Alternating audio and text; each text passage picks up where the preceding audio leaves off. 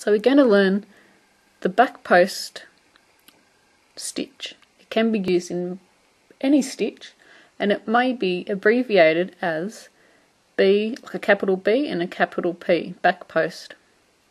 And it will have the abbreviation for whatever stitch that it is using. So what we do is we're going around the post. Now see our stitches here. We've got 1, 2, 3 and 4, and then our chain on the end. What we need to do is we're going around the post. So these things here are called posts. If it says go into the stitch, it's talking about the top. If it says post, it's talking about this long bar that we've got there. So a back post, and this is a treble, so it's a back post treble. You're going to yarn over like normal, and you're going to go around the back of your work. And what you're going to do, because you're ignoring this first post because we've got a chain stitch there, you're going and you're working this next post there. So you're going around the back of your work, putting your hook, coming out next to the stitch, going around in front of it and going into the next space and out the back. I'll show you that again.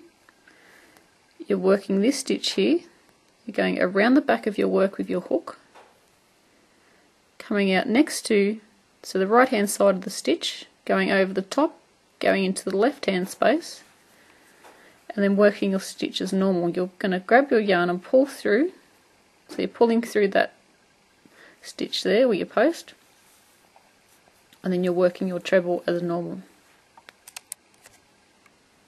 So let's try another one. Yarning over, you're going around this stitch because this one we've already done.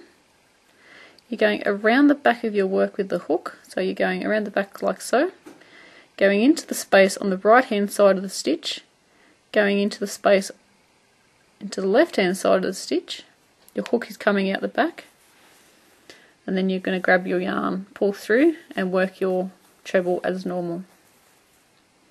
Let's try that again on the next one. You're going into the space from the back, around the stitch, into the space on the left hand side of the stitch, and then completing your stitch as normal.